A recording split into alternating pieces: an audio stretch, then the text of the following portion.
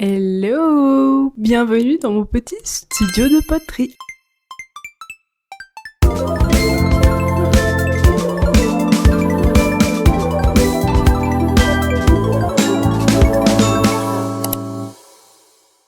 J'ai déjà fait une petite vidéo pour présenter le tour que j'ai acheté et un peu le matériel aussi, mais je m'étais dit que ce serait pas mal de se poser dans une vidéo un peu plus longue dans laquelle je peux donner des détails sur tout ce que j'ai pris et comment je m'organise pour faire de la poterie à la maison. Donc, c'est parti! Pour commencer, je trouvais ça trop marrant de mettre mon micro sur mon mètre parce qu'il y a un petit lore sur Twitch avec ça, mais ça fait trop de bruit en fait. Ça vibre. Donc on va arrêter ça. Joke is over. Je fais de la poterie depuis novembre 2024, je crois. Donc là, ça fait 1 an et demi. Et je fais de la poterie dans un atelier associatif auquel j'ai accès une fois par semaine pendant un certain créneau. Et je trouve ça ultra frustrant parce que un projet, ça peut prendre plusieurs heures et si tu t'impliques dedans, bah déjà tu passes ta soirée dessus, mais le lendemain tu peux pas revenir pour continuer, etc. Donc ça me trottait un peu dans la tête d'avoir de quoi faire de la poterie à la maison. Et du coup je me suis procuré un tour après maintes et maintes réflexions. J'y ai pensé pendant un moment, je me suis renseignée, j'ai posé des questions à des personnes dont c'est le métier et qui ont l'habitude, et on m'a beaucoup recommandé les tours Shimpo, qui sont très chers en fait, je trouve. Celui qu'on m'a beaucoup recommandé c'est le Shimpo Whisper T, parce qu'il fait vraiment pas de bruit, donc pour un usage personnel dans une maison où potentiellement il y a d'autres gens, etc., c'est peut-être l'idéal pour éviter de déranger les autres, ou pour les personnes qui sont en appartement, bah parce que ça résonne facilement sur le sol, il y a des vibrations mine de rien. Sauf que ce tour coûte environ 1500 €. Bon, j'ai un peu regardé sur le bon coin, j'avais mis des alertes pour être averti s'il y en avait qui étaient mis en vente. Faites très attention si vous cherchez du matériel sur le bon coin, il y a beaucoup d'arnaques. Il y avait carrément une annonce d'un tour et je demande au gars, je suis prête à faire le déplacement s'il faut, il me dit Ah non, je suis en déplacement, ou ah, je pars en vacances à ce moment-là. quand je lui donnais des dispos. Et en fait, il me dit mais En fait, vous inquiétez pas, je vais vous l'envoyer par la poste. C'est comme ça que j'ai fait quand je l'ai acheté. le tour il pèse au moins 50 kilos quoi. Je vais payer combien de livraison? Mais non, il me dit Mais non, c'est gratuit. bien sûr oui, n'importe quoi. J'ai directement signalé ça. Donc voilà, ça c'était dans mon premier budget, je m'étais dit bah environ 500 €, c'est vrai que c'est cher, c'est un budget, mais ça me semblait convenable au vu des prix qui sont affichés sur le marché. Et puis depuis que je fais de la poterie, je regarde aussi beaucoup de contenu sur la poterie, je tombe facilement dessus sur Insta, TikTok et tout, et donc je suis plusieurs personnes qui en font, notamment sur TikTok initialement, mais maintenant elle est aussi sur YouTube, il y a Peak Studio qui est professionnelle depuis plus d'1 an maintenant il me semble. Et dans ses vidéos j'ai remarqué qu'elle utilisait un tour Vevor. Donc je regardais un petit peu quand même ce qu'ils avaient. Et puis j'ai vu celui-ci et il était vraiment pas très cher quoi. Donc je lui ai envoyé des messages, je lui ai posé des questions pour savoir ce qu'elle en pensait, niveau terme, qualité, prix, etc. Est-ce qu'elle le recommandait. Elle m'a dit que oui, qu'en termes de bruit c'était pas très gênant. J'ai aussi regardé des reviews sur YouTube et au final en fait le truc c'est qu'il coûtait genre 145 €. J'ai eu un coupon de 10 €, donc en fait ça faisait à 135 €. Je me suis dit bon, faut que j'arrête de réfléchir tant que j'ai la place dans mon bureau. Je l'ai acheté et j'ai commandé également du matériel. C'est le Vevor LSFD 515. Le lien sera en description si jamais vous voulez regarder aussi les specs, etc. La girelle, elle fait 35 cm, c'est-à-dire qu'elle est quand même grande. Il y en a des plus petits, il y en a des différents. Moi, j'ai choisi celui-ci. Je crois qu'elle était aussi en bleu, mais je préférais en blanc. Je crois que je peux tourner 10 kg de terre dessus maximum, mais avant que j'arrive à 10 kg, ça devrait le faire. En termes de bruit, il est vraiment silencieux, je trouve. Dans la maison, je suis à l'étage et on l'entend pas particulièrement en bas quand je tourne, donc tout va bien. Il a quelques petits défauts dont on va pouvoir parler après, mais globalement, pour l'instant, je suis très contente de mon achat. Je pense qu'on va faire le tour.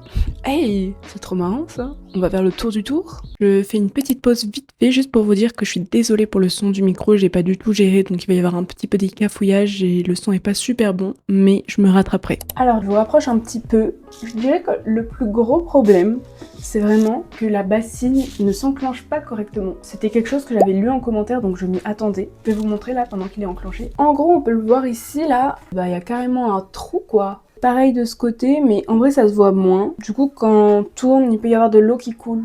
Pour l'instant, de ce que je m'en suis servi, ça n'a pas été gênant. Ça, je l'ai commandé sur le site de Vevor directement, mais il est également disponible sur Amazon. Je crois qu'il était au même prix, juste qu'il y avait une réduction sur le site de Vevor, et apparemment le support est quand même pas mal. Je les ai appelés, et globalement ils sont sympas, donc n'ayez pas de souci à commander sur le site officiel directement, quoi. S'il y a une promo, profitez-en.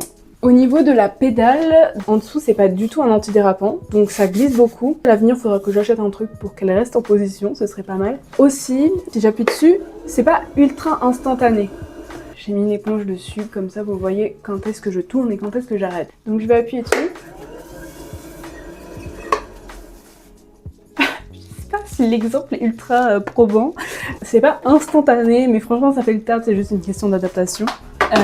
C'est surtout quand on l'arrête, si on veut que ça s'arrête instantanément, c'est pas possible, ça met un petit temps, mais ça fait largement taf. Et un des derniers points, personnellement, qui m'avait un peu embêté, c'est que l'espace qui est ici, il est vraiment minuscule. Il y a vraiment 10 cm dispo, et personnellement, j'adore tourner avec une grande bassine d'eau. Mon bol d'eau ici, c'est une ancienne essoreuse à salade, donc elle est vraiment énorme. Autant vous dire que ça rentre pas du tout dessus. Mais du coup, ce que j'ai fait, c'est que j'ai acheté une petite table à 10 € à Ikea. Je vais vous montrer ça tout de suite. Et voilà, ma petite table, pas si petite que ça, puisqu'elle doit bien faire presque 40 cm de profondeur, donc c'est vraiment très pratique. Je peux mettre tout mon matériel, plus de 50 cm en largeur. Je vais vous présenter un peu le reste du matériel que j'utilise, comme ça on fait un peu le tour de tout ce que j'ai acheté et où est-ce que je l'ai acheté.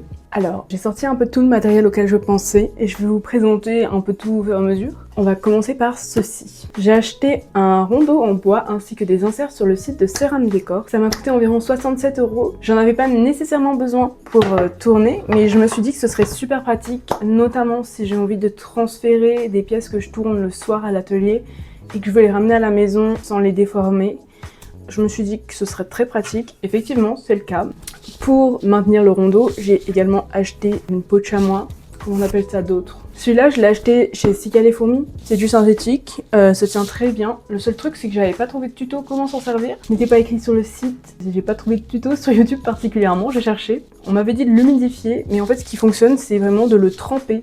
Donc je le passe sous l'eau littéralement. Je l'essore à la fin, mais voilà. Détremper sur la girelle et après, pour positionner le rondeau, bah tout simplement, genre je mets une pression dessus pour vraiment créer une espèce de friction qui le maintient. Et c'est nickel. J'ai acheté des planches de MDF que j'ai découpées aux bonnes tailles. Du coup j'en ai quelques petites, des plus larges, des moins profondes. Beaucoup d'emporte-pièces que j'ai acheté à Action. Ils coûtaient pas cher du tout. J'ai acheté des règles. J'en ai acheté une de 50 cm et une de 30 cm. Et j'ai acheté des tasseaux de la bonne épaisseur que j'ai coupés pour pouvoir faire de la plaque. J'ai également pris notamment cet outil de Mud Tools que tout le monde recommande et que j'utilisais déjà à l'atelier, mais au moins je l'ai à la maison. J'ai une petite éponge Mud Tools, pareil, je vois tout le temps les gens qui la recommandent, donc je l'ai prise. J'ai aussi acheté une grande éponge carrée que j'ai découpée en plein de petits morceaux et ça me permet d'avoir vraiment des petites éponges adaptées à toutes les situations. En termes d'estecs, j'en ai 2 en métal comme ça, j'en ai 2 en bois et cet estec là en caoutchouc. Je m'en sers vraiment jamais, mais bon. Au moins je l'ai, si un jour je commence à vraiment m'en servir. J'ai des seaux. Celui-ci que j'avais acheté chez Cigales et Fourmis, je m'étais dit qu'il me fallait un seau pour recycler ma terre et mon eau. Et j'avais pris lui parce que je trouvais rien d'autre. Il m'a coûté genre 10 €. C'est aberrant le prix. Alors que j'ai acheté un seau de 12 litres à Leroy Merlin qui m'a coûté genre 5 €. Ça sent le croupi. Mais bon bref, il est super pratique et il m'a pas coûté cher. J'avais aussi acheté des crayons à oxyde. Pour l'instant, je m'en suis pas servi, j'en ai pris un bleu et un noir. Voilà. En fait, je pense que l'idéal pour le reste, c'est de vous montrer directement. Là-dedans, c'est la terre que j'utilise à l'atelier. Ma terre recyclée et quand j'hydrate de la terre neuve, parce que celle que j'achète en ce moment, elle est vraiment pas assez humide pour que je l'utilise. Et ensuite, j'ai mon étagère ici dans laquelle j'ai un petit meuble à outils, des engobes dans lesquelles il n'y a plus assez d'eau. Là, j'ai des pièces que j'avais terminées.